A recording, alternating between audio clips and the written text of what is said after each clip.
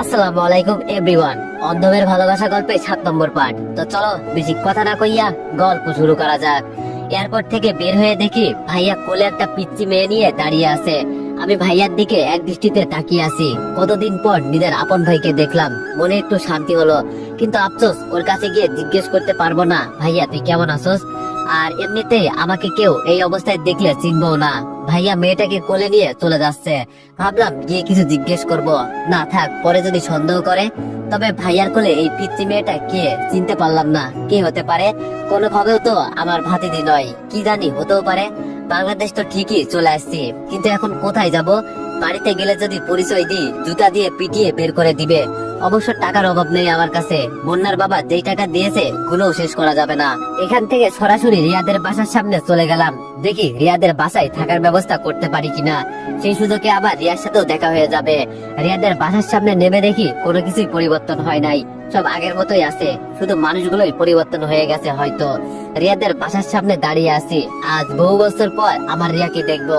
জানি না ও ভালো আছে কিনা, তবে আমি তো সবসময় ওর জন্য দোয়া করতাম যেন ভালো থাকে। হাতটা কাঁপছে, ভয়ে কলিং বেল বাজাতে পারছি না। যদি কেউ একবার চিনে ফেলে আমার সবকিছু শেষ হয়ে যাবে। তবে এইবার আর আগের মতো কোন রকম বোকামি করা যাবে না। কলিং বেল বাজিয়ে কিছুক্ষণ দাঁড়িয়ে আছি। একটু পর দেখি দরজা খুলে বের হলো চীনা পরিচিত একটা মুখ। যাকে একসময় ভাবি বলে ডাকতাম। ওর উপর রিয়াদের কাজের বুয়া। খুব পরিবর্তন হয়েছে দেখছি, আগের থেকে অনেক সুন্দরী হয়ে গেছে। কেউ দেখলে ওকে কাজের বুয়া বলবে না। ওর স্বামী কি বেঁচে আছে নাকি মরে গেছে সেটা জানতে হবে। খুব ভালো একটা মেয়ে। আমি ওর দিকে তাকিয়ে প্রশ্ন করলাম, এই বাসার মালিক কি বাড়িতে আছে? কিন্তু ও অদ্ভুত দৃষ্টিতে আমার দিকে তাকিয়ে বলল, যান যান, আজকে কোনো ভিক্ষা দিতে পারবো না, একটু আগে একজন এসে নিয়ে গেছে। আমি অবাক চোখে ওর দিকে তাকিয়ে বললাম, আমাকে দেখে তোমার ভিক্ষুক মনে হয়? ভিতর থেকে আওয়াজ এলো, কে এসেছে রে তুবা? মানে মনে মনে বললাম, তাহলে এর নাম তুবা, নামটা বেশ ভালোই। তুবা বলল, আর বলিয়েন না খালা, একটু আগে একজন ভিক্ষা নিয়ে গেছে, এখন আরেকজন এসেছে, তাও আবার হাতে ব্যাগপত্র নিয়ে, মনে হয় কাপড় চোপড় নিয়ে সাথে সাথে ঘুরে। রাগে আমার শরীর জ্বলছে, তাও রাগ কন্ট্রোল করে বললাম, আন্টি আপনার সাথে আমার কিছু কথা ছিল, আমি গ্রাম থেকে আজকে এসেছি। আন্টি বাইরে এসে কাজের পোয়ার দিকে চোখ রাগিয়ে বলল, মানুষ চিনে কথা বলবি, কাকে কি বলিস, আজকাল কি তোর মাথা গেছে? তুবা যেতে যেতে বলল, দেখে তো একদম জঙ্গলির মতো লাগে, যে কেউ দেখে এটাই মনে করবে যে ও একটা। আর কিছু বললো না, চুপচাপ চলে গেল। আন্টি আমার দিকে তাকিয়ে বলল, ওর কথাই কিছু মনে করিও না, আসলে ও তোমাকে চিনতে পারে নাই। আমি না বুঝার ভান করে বললাম, ও কি আপনার মেয়ে হয় নাকি? আন্টি বলল, না বাবা, ও আমাদের বাসার কাজের বুয়া। আচ্ছা তুমি কি জন্য এখানে এসেছো জানতে পারি? আমি একটু মন খারাপ করে বললাম, আসলে আন্টি আমি একটা বড় বিপদে পড়ে গেছি, তাই এখানে আসা। আন্টি বলল, কি হয়েছে তোমার? আমি কি কোনোভাবে তোমাকে সাহায্য করতে পারি? আমি বললাম, আসলে আমি আজকে গ্রাম থেকে এসেছি, বাবা খুব অসুস্থ, আমার পরিবারের অবস্থা ততটা ভালো না। বাবার উপর আমরা সবাই নির্ভরশীল ছিলাম, কিন্তু উনি অসুস্থ, তাই আমি কোনো চিন্তা না করে ঢাকায় চাকরির উদ্দেশ্যে বেরিয়ে পড়ি। একটু লজ্জা পেয়ে বললাম, আসলে আন্টি আমার কাছে এত পরিমাণ টাকা নাই, তাই ভাবছি যদি একটা থাকার মতো রুম পেয়ে যাই, তাই আপনার বাসায় নক করা। চিন্তা করবেন না, আমি ঠিক সময়ে বাসা ভাড়ার টাকা দিয়ে দিব, শুধু থাকার মতো একটু জায়গা দেন। বেশি করে পাম দিলাম যাতে আন্টির মন নরম হয়। আন্টি আমার কথাগুলো খুব মনোযোগ দিয়ে শুনে বলল, দেখো বাবা, তোমার কথা আমি বুঝতে পারছি, কিন্তু সিঙ্গেল ছেলেদের বাসা ভাড়া দেওয়া নিষেধ।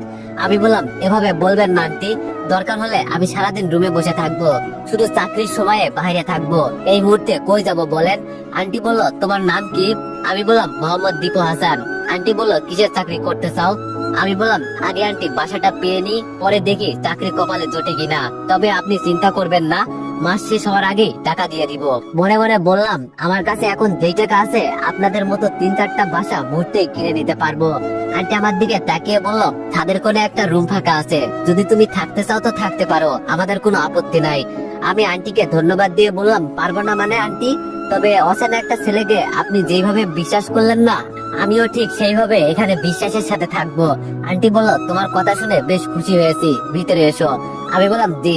দরজা দিয়ে ভিতরে প্রবেশ করলাম। বুকের ভিতরে কি জানি চলছে, দুইটা চোখ শুধু চারপাশে রিয়াকে খুঁজছে।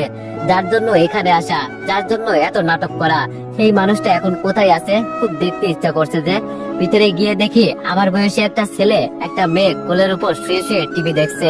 আন্টি ডাক দিতেই মেয়েটা আর ছেলেটা আমার দিকে ফিরে তাকালো। আমার হাতে থাকা ব্যাগটা আপনা আপনি পড়ে গেল। আমি যেন মুখ দিয়ে কোনো কথা বলতে পারছি না। এটা আমি কি দেখলাম? আমার বোন এখানে কিভাবে এলো? আর রাসেলি বা কেন ওর কোলের উপর মাথা দিয়ে শুয়েছিল? কিছুই তো মাথায় ঢুকছে না।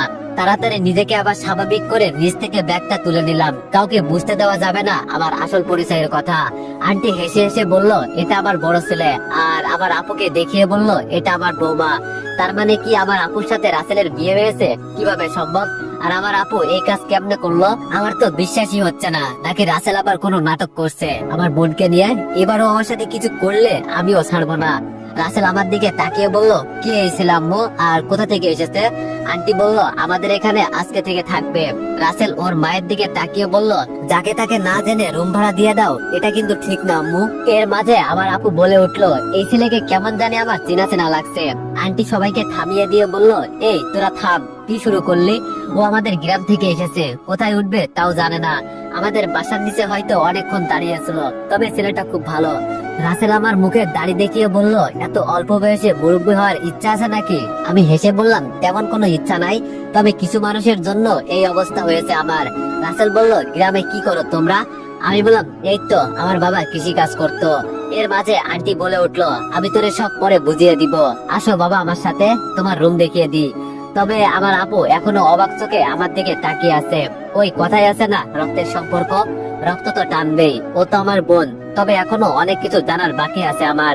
আন্টির পিছনে পিছনে ছাদে উঠলাম। তবে ছাদের কোণে একটা মেয়ে দাঁড়িয়ে টিকটক করছে। তাহলে এটাই কি আমার রিয়া? রিয়ার চোখ কি ভালো হয়ে গেছে? ভাবতেও জানো মনের ভিতরে একটা ভালো লাগার অনুভূতি কাজ করছে। এখন ছাদের কাছে রুম, যখন ইচ্ছা তখন রিয়াকে দেখতে পারবো। কি যে ভালো লাগছে। আন্টি আমাকে রুম দেখিয়ে বলল, যদি কিছু দরকার হয় আমাকে বলবে, কেমন? আমি বললাম, জি অবশ্যই আন্টি। আন্টি বলল, এখন তোমার মন মতো রুমটা গুছিয়ে নাও, আমি নিচে আছি, যদি কিছু লাগে বলবে, কেমন? এই বলে আন্টি নিচে চলে গেল।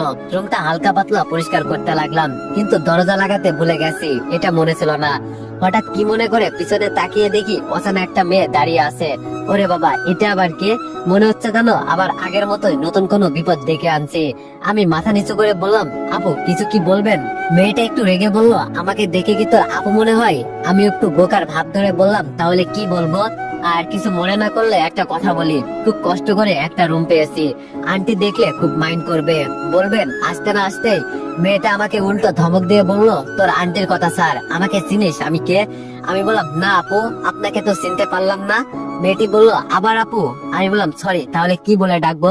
মেয়েটি বলল, কিছুই বলতে হবে না, বুঝি না এসব বলদ মার্কা পোলাপান কোথা থেকে আসে।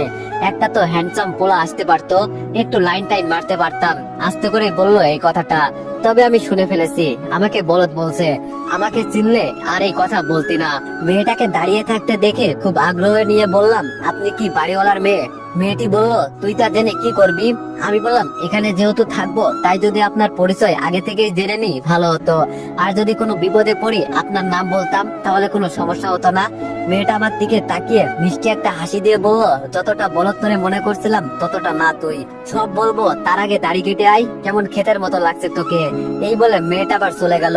আমি বুঝলাম না সবাই আমার এই দাড়ির পেছনে পড়ে আছে কেন। তোর এইসব কেন চিন্তা করছে? আমি আগে তো আমি রিয়াকে খুঁজে বের করি, কিন্তু ও কোথায় আছে? আমার কেমন জানি মনে হচ্ছে হয়তো রুমে আছে। কিভাবে যাবো ওর রুমে? কি করি? না না, এত তাড়াতাড়ি ওদের মনে সন্দেহ জাগানো যাবে না। আগে একটু বিশ্বাসের যোগ্য হই ওদের চোখে। তবে রিয়াকে দেখতে খুব ইচ্ছা করছে। ওই রিয়া, কোথায় তুমি? তাড়াতাড়ি আমার চোখের সামনে এসো, খুব যে দেখার ইচ্ছা করছে তোমাকে। বিকালে আর রুম থেকে বের হলাম না। রাতে কে জানি দরজায় টুকা দিল। দরজা খুলে দেখি সেই ছাদের মেয়েটা আমার দিকে তাকিয়ে বলল, চলেন, চাচি আপনাকে ডাকছে। রিয়ার মাকে চাচি বলছে কেন? তাহলে ও কি রিয়ার চাচাতো বোন? কিন্তু আগে তো কখনো ওকে এখানে দেখলাম না। লন্ডন থেকে এখানে এসে দেখি সবাই চেঞ্জ হয়ে গেছে। তাহলে রিয়াও কি চেঞ্জ হয়ে গেছে? মেয়েটি বলল, কি হলো, চলেন। আমি বললাম, না না, সমস্যা নেই, আন্টিকে বলেন আমি বাইরে থেকে কিছু খেয়ে নিব। মেয়েটি বলল, থাক, আর ভাব দেখাতে হবে না, চলেন। আমি বললাম, আমি বাইরে থেকে খাবার আনিয়ে নিব, অযথা আন্টিকে কষ্ট বাড়িয়ে লাভ নেই। মেয়েটি বলল, আপনি যাবেন নাকি চাচিকে বলবো এখানে আসতে? বুঝলাম এই মেয়ে আমাকে না নিয়ে যাবে না। কি আর করব, আমি ওর পিছন পিছন যেতে লাগলাম। নিচে নেমে দেখি সবাই টেবিলে বসা আছে, কিন্তু রিয়া নাই। এটা দেখে মনটা আবার খুব খারাপ হয়ে গেল। যার জন্য এত কিছু করছি সে কোথায়? সেই আসছি থেকে দেখতে পারছি না। আচ্ছা, আন্টিকে জিজ্ঞেস করে দেখবো? আরে না, এখন জিজ্ঞেস করলে ওরা আমাকে সন্দেহ করবে। আমি একটু লজ্জা পেয়ে টেবিলের কাছে দাঁড়ালাম। রাসেল আমার দিকে তাকিয়ে বলল, নিজের পরিবারের মতো মনে করতে পারো আমাদের। আম্মু আমাকে তোমার ব্যাপারে সব বলছে। বাবার জন্য চাকরি করতে এতদূর চলে আসছো, বেস্ট অফ লাক। দোয়া করি তোমার চাকরি যেন হয়ে যায়। আমি বললাম, ধন্যবাদ ভাইয়া। রাসেল বলল, বসো এখানে।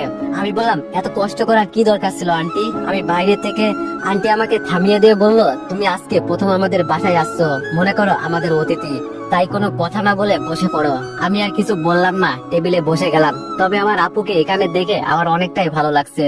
দেখে মনে হয় রাসেলের সাথে অনেক সুখে আছে আপু। তবে আমি শুধু এটাই চিন্তা করছি, কিভাবে এখানে আপুর বিয়ে হলো। ওয়েট ওয়েট, রাসেল আমাকে মরার সময় একটা কথা বলেছিল, তোর জন্য একটা খুশির খবর আছে। হতে পারে এটাই ছিল আমার খুশির খবর। খাওয়া দাওয়া শেষ করে আবার রুমে চলে আসলাম। মনটা শুধু রিয়াকে এক নজর দেখার জন্য ছটফট করছে। কোথায় পাবো ওকে? রুমের দরজা লাগিয়ে বসে আছি, কি করব কিছুই মাথায় আসছে না। ওর রুমেও তো যেতে পারবো না। তবে কালকে বাসায় যাব, বাবা মাকে এখনো দেখা হয় নাই। জার্নি করার ফলে ঘুম এসে গেল, তাই ঘুমিয়ে গেলাম। সকালে ঘুম থেকে উঠে ফ্রেশ হয়ে নিচে গেলাম। হোটেল থেকে কিছু খেয়ে আবার রিয়াদের বাসায় গেলাম। যেই সিঁড়ি দিয়ে উপরে উঠবো এমন সময় আন্টি বেশ জোরেই বলল, দাঁড়াও। আমি আন্টির এই কথা শুনে ঘাবড়ে গেলাম। তবে কি ওরা আমার পরিচয় জেনে গেল? হতেও পারে। রাসেল যে তালাক, এখন আবার আমার দুলাভাই। যদি এখন সব জেনে যাই কি হবে আমার? এটা চিন্তা করে একটু ভয় হতে লাগলো মনের ভিতরে। আমি পিছনে তাকিয়ে বললাম, জি আন্টি বলেন। আন্টি আমার দিকে কটমট চোখে তাকিয়ে বলল, কোথায় গেছিলে? আন্টির কথা শুনে আমার দেহে যেন আবার নতুন করে প্যান ফিরে এলো। আমি মনে করেছিলাম আমার পরিচয় মনে হয় জেনে গেছে সবাই। আমি তাড়াতাড়ি আন্টির কথায় জবাব দিয়ে বললাম, আসলে আন্টি বাইরে নাস্তা করতে গিয়েছিলাম। আন্টি বলল, কে বলেছে যেতে? তোমার জন্য তো নাস্তা তৈরি করা হয়েছে, আমাদের পর মনে করো। আমি বললাম, রাতে এমনি আপনাদের অনেক কষ্ট দিয়ে ফেলেছি। আর না আন্টি। রাসেল আমার দিকে প্রশ্ন ছুড়ে দিয়ে বলল, তোমাকে আমি নিজের ছোট ভাইয়ের মতো দেখি। আর তুমি, আমি জানি তুমি কত ভালো একটা ছেলে, যে নিজের বাবার জন্য সব করতে পারো। আর যাই হোক, সে কখনো খারাপ হতে পারে না। আমি মাথা নিচু করে দিয়ে বললাম, সরি ভাইয়া, আসলে আন্টি আমার জন্য যা করছে এর প্রতিদান আমি তো কখনোই দিতে পারবো না, তাই ওনাকে আর কষ্ট দিতে চাই নাই আমি। আন্টি বলল, এরকম জানো আর না হয়, এখন তুমি উপরে যাও, দরকার পড়লে বলবে আমাকে, কেমন? এই বলে আন্টি ভিতরে চলে গেল। যেই আমি উপরে উঠবো তখন রাসেল আবার বলল, দাঁড়াও। কিরে বাবা, এরা বারবার আমাকে কি পেয়েছে? আমি আবার রাসেলের সামনে গিয়ে বললাম, জি ভাইয়া। রাসেল বলল, তোমার না একটা চাকরির দরকার ছিল, হয়েছে? আমি একটা হাসি দিয়ে বললাম, চাকরি হতে সময় লাগবে ভাইয়া, তবে চাকরি খুঁজছি, যদি কপালে থাকে তো। রাসেল বলল, আমি কিছু করতে বললে পারবে? আমি বললাম, এসব বলে আর লজ্জা দিবেন না, আপনারা আমার জন্য এমনি অনেক করেছেন, আর না। রাসেল বলল, আরে আমার কথাটা তো শোনো। এর মাঝে আপু এসে বলল, তোমার নাম কি? আমি বললাম, জি আপু, আমার নাম দীপু। এই রে, আসল নামটাই তো বলে ফেলেছি। আপু গভীর দৃষ্টিতে আমার দিকে তাকিয়ে বলল, তোমাকে একটা কথা বলার ছিল, বলবো? আমি বললাম, অবশ্যই আপু বলেন। আপু বলল, তোমাকে দেখতে একদম আমার। রাসেল আমার আপুকে ধমক দিয়ে বলল, তোমাকে বলছে এসব বলতে, ভিতরে যাও। আপু আর কিছু বললো না, মুখটা কালো করে ভিতরে চলে গেল। বিষয়টা আমার কাছে খুব খারাপ লাগলো। আমার আপুর মনে আমার জন্য এখনো ভালোবাসা আছে, তবে রাসেল আমার আপুর সাথে এই ব্যবহার করলো কেন? হয়তো ওর চোখে আমি আজীবন খারাপ ছিলাম। রাসেল আমার ধ্যান ভাঙিয়ে বলল, এই ছেলে কি চিন্তা করো? রাসেলের কথায় আমার হুঁশ এলো। আমি তাড়াতাড়ি বললাম, না ভাইয়া কিছু না। আপনি কি যেন বলতে চেয়েছিলেন? রাসেল বলল, ও হ্যাঁ, মনে পড়েছে। দেখো, তোমারও একটা চাকরির দরকার, আমারও একটা লোক দরকার, তুমি যদি চাও তো। আমি বললাম, বুঝে গেছি, আর বলতে হবে না, কি কাজ করতে হবে বলেন আমাকে। রাসেল বলল, এই ধরে নিতে পারো বডিগার্ড, ড্রাইভার, মনে করো এক কথায় যখন আমার বোনের যা দরকার তাই হতে হবে। রাসেলের বোন মানেই তো রিয়া। আহা, কি আনন্দ যে লাগছে আমার, শেষ পর্যন্ত আমি রিয়ার বডিগার্ড হব, কি ভাগ্য যে আমার। আমি খুশি মনে বললাম, আপনারা আমাকে এখানে থাকার জায়গা দিয়েছেন, আপনার কথা কি আমি ফেলতে পারি? অবশ্যই আমি এই কাজ করব। রাসেল বলল, গুড, বেতন নিয়ে তোমাকে চিন্তা করতে হবে না। গাড়ি চালাতে পারো কি? আমি বললাম, পারি। রাসেল বলল, তাহলে তো হয়েই গেল, আর কোনো কথাই নেই। তারও তোমাকে আমি আমার বোনের সাথে পরিচয় করিয়ে দিই। এই বলে রাসেল রিয়াকে ডাকতে লাগলো, আর আমার মনের ভিতর যেন খুশির জোয়ার বয়ে চলেছে। আমার রিয়া, আহা কি মধুর একটা নাম আমার কাছে। ওর নামটা শুনেই আমি সবকিছু ভুলে যাই। ওকে দেখলে তো পাগল হয়ে যাব আমি। কতদিন পর ওকে সামনে থেকে দেখবো, এর চেয়ে আনন্দের বিষয় কি আর কিছু হতে পারে? আমি উপরে তাকিয়ে আছি। একটু পর একটা মেয়ে রুম থেকে বের হলো, তবে শাড়ি পরে। তাহলে এটাই কি আমার রিয়া? আগের থেকে বেশ সুন্দর হয়েছে। এখন জানি আমি ওর দিকে চোখ তুলে তাকাতেই পারছি না, এতটা পরিমাণ সুন্দর হয়েছে। আর আগের থেকে বেশ মোটাও হয়েছে। রিয়াকে সিঁড়ি দিয়ে লাফিয়ে লাফিয়ে নামতে দেখে বেশ অবাক হলাম। তাহলে আমার রিয়া চোখ ভালো হয়ে গেছে, ও এখন সবকিছু দেখতে পারে। আমি জানতাম ও ভালো হয়ে যাবে। আচ্ছা, ওর মনের ভিতর কি আমার জন্য ভালোবাসা আছে? এই উত্তরটা আমার কাছে জানা নেই। হয়তো এক আকাশ পরিমাণ আমার উপর ঘৃণা ওর আছে, এটা আমি শিওর। রাসেল ওর বোনের দিকে তাকিয়ে বলল, আরে আসতে নাম, পড়ে যাবি তো। রিয়া ওর ভাইয়ার দিকে তাকিয়ে বলল, ভাইয়া আমার কিছুই হবে না, আর আজকে আমি অনেক অনেক খুশি। এই বলে রিয়া গিয়ে রাসেলকে জড়িয়ে ধরলো। রাসেল ওর বোনকে ছাড়িয়ে ওর দিকে তাকিয়ে বলল, আমার বোনটা আজকে এত কেন খুশি, জানতে পারি কি? রিয়া বলল, ভাইয়া আজকে ও আমার ভালোবাসা গ্রহণ করেছে। রাসেল বলল, কে, ওই সাইমন নাকি? রিয়া বলল, ভাইয়া, ও আমার ভালোবাসা গ্রহণ করেছে, অনেকদিন ওর জন্য অপেক্ষা করছি আমি। রিয়ার এই কথা শুনে আমার পুরো পৃথিবীটা উল্টো দিকে ঘুরতে লাগলো। যার জন্য এত দূর আসা, যার জন্য আজও বেঁচে আছি, একটু ভালোবাসা পাওয়ার জন্য পুরো সমুদ্র পার হয়ে এসেছি। ওর মুখের দিকে তাকিয়ে যেন আমার শান্তি মিলে। আর এতদিন পর এখানে এসে এই সারপ্রাইজ পেলাম। আমি ছাড়া রিয়া অন্য কাউকে পছন্দ করে ভেবে যেন চোখের কোণে পানি এসে গেল, শুধু কান্না করতে পারছি না। রিয়াকে আমি এত ভালো মনে করতাম, আর ও, আরে এখানে ভুল হয়তো আমার ছিল, আমি ওর থেকে দূরে সরে গেছি। এটাই কি আমার ভুল? আমি তো ইচ্ছা করে করি নাই, আর রিয়া তো আমাকে মৃত্যুর মুখে ঠেলে গেছে। ও কিভাবে এটা করতে পারলো? একটু কি আমার জন্য ওর মনে ভালোবাসা ছিল না? মানছি আমি একটা ভুল করে ফেলেছি, তাই বলে এত বড় শাস্তি আমাকে দিবে? খুব কান্না করতে ইচ্ছা করছে আজকে।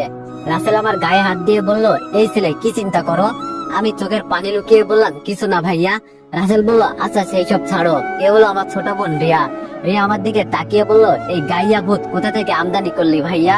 রিয়ার কথাটা শুনে মনের ভিতর অনেক বড় একটা আঘাত পেলাম। এতটা পরিমাণ রিয়া চেঞ্জ হয়ে গেছে, আর আমাকে গাইয়া ভূত বলল। একটা মানুষের এত পরিবর্তন কিভাবে, এটা ভেবে আমার খুব কষ্ট হচ্ছে। রাসেল রিয়াকে থামিয়ে দিয়ে বলল, আজকে থেকে ও তোর গাড়ির ড্রাইভার আর বডিগার্ডও, সবসময় তোর সাথে থাকবে।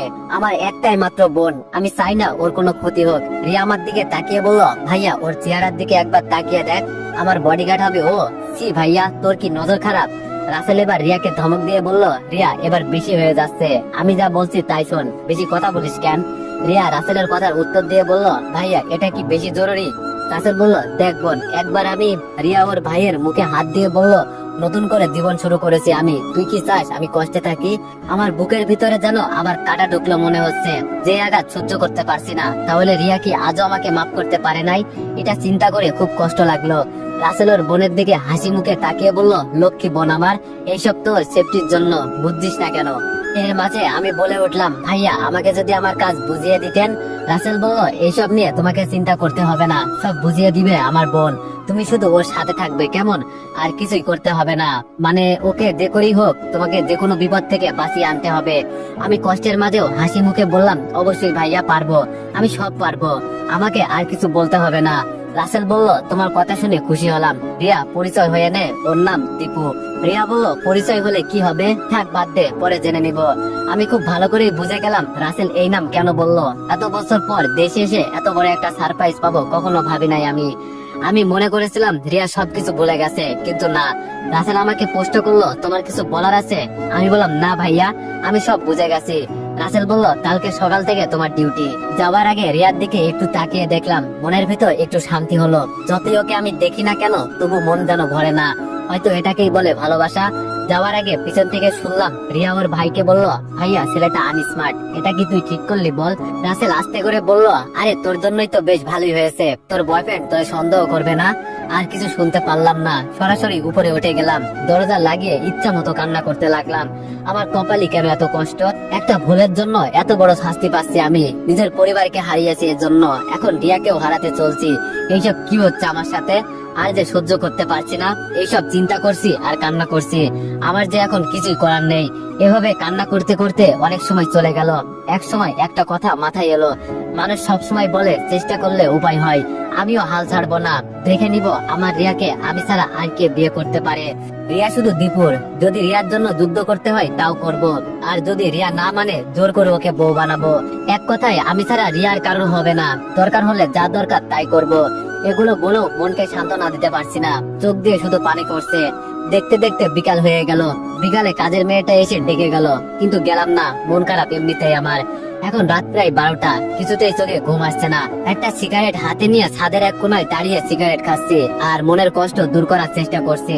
আমার ভাবনা চিন্তার বাইরেও রিয়া অনেকটাই পরিবর্তন হয়ে গেছে, কিন্তু ওর বয়ফ্রেন্ডকে আমার আগে খুঁজে বের করতে হবে। আর রিয়াই বা ওর জন্য এত পাগল কেন? হঠাৎ পিছন থেকে একটা মেয়ে বলল, এই সাহেব কি করা হচ্ছে এখানে, তাও আবার এত রাতে? আমি বেশ ভয়ে পিছনে তাকিয়ে দেখি সেই দিনের ছাদের মেয়েটা। কিন্তু ও এত রাতে এখানে কি করছে? আমি তাড়াতাড়ি সিগারেটটা হাতের মুঠোয় নিয়ে নিলাম। চাঁদের আলোয় যেন সবকিছু ঝিকিমিকি করছে, সবকিছু যেন দিনের আলোর মতো পরিষ্কার দেখা যাচ্ছে।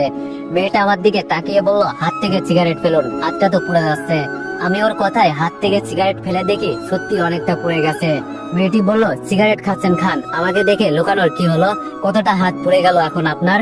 আমি একটা হাসি দিয়ে বললাম, হাত পুড়ে গেছে আপনি দেখতে পারছেন, কিন্তু ভিতরটা যে জ্বলে পুড়ে শেষ হয়ে যাচ্ছে এটা কাকে দেখায় আমি? মেয়েটা বলল, কি বলতে চান বুঝলাম না। আমি বললাম, প্রিয় মানুষই বুঝলো না, আপনি আর কি বুঝবেন? মেয়েটি বলল, আপনি কিন্তু খুব অদ্ভুত মানুষ, কি সব কথা বলেন মাঝে মাঝে, একদম বুঝি না। আমি ওর দিকে তাকিয়ে বললাম, এত বুঝে কি করবেন? মেয়েটি বলল, আচ্ছা এখন এটা বলেন, এত রাতে আপনি এখানে ছাদে কিসের জন্য আসলেন? আমি মেয়েটার দিকে তাকিয়ে বললাম, পরে বলবো, আগে বলেন আপনি এখানে কিসের জন্য? মেয়েটি বলল, এমনি ঘুম ধরছিল না। এখন বলেন, কেউ কি ছেঁকা টেকা দিয়েছে আপনাকে? আমি বললাম, না এমনি কিছু না। মেয়েটা হাসতে হাসতে বলল, লুকাতে হবে না, আমি সব বুঝি, বলেন সমস্যা নেই। আমি বললাম, এইসব শুনে আপনি আর কি করবেন? মেয়েটা বলল, না তাও বলেন, প্রেমের কাহিনী শুনতে আমার বেশ ভালোই লাগে। আমি বললাম, সব কথা সবাইকে বলা যায় না। মেয়েটি বলল, আপনাকে দেখে একদম সাদাসিধা মনে হয়, কিন্তু আপনার ভিতরে এত কিছু। আমি বললাম, শুধু প্রকাশ করি না, সব নিজের ভিতরে লুকিয়ে রাখি। মেয়েটি বলল, দাড়ি কাটেন না কেন? প্রিয়জন ছেড়ে গেছে বলে নাকি? আমি বললাম, না তেমন নয়, তবে। মেয়েটি বলল, থাক থাক আর বলতে হবে না, আমি বুঝে গেছি। আমি বললাম, আমার সাথে কথা বলছেন কেন? তখন না বললেন আমি খ্যাত? মেয়েটি বলল, দেখে তো এমনটাই কিছু লাগে। আমি মন খারাপ করে বললাম, ও। মেয়েটি বলল, আরে আরে মন খারাপ করেন কেন? সব মানুষ কি দেখতে শুনতে একরকম নাকি? আমি তো এমনি মজা করে বলছি এইসব আপনার সাথে। এই মুহূর্তে কে যেন বাইরে থেকে একটা অদ্ভুত ধরনের শব্দ করলো, যেটা শুনে আমরা দুজনেই অনেকটা ভয় পেয়ে গেছি। আমি একটু সামনে গিয়ে দেখতে লাগলাম এখানে কে এসেছে। আরে এ তো দেখি রিয়া এক কোণে দাঁড়িয়ে আছে। তো এভরিওয়ান, তোমরা সবাই দেখি ভিডিওগুলো দেখো, কিন্তু সাবস্ক্রাইব করো না। তোমাদের জন্য এত কষ্ট করে ভিডিও বানাই, তোমরা যদি সাবস্ক্রাইব না করো তাহলে আমার কেমন লাগবে? তো সবাই একটু সাবস্ক্রাইব করে দিও, আর একটু লাইক কমেন্ট বেশি বেশি করে দিও। ধন্যবাদ, আর নেক্সট পার্টের জন্য অপেক্ষা করো।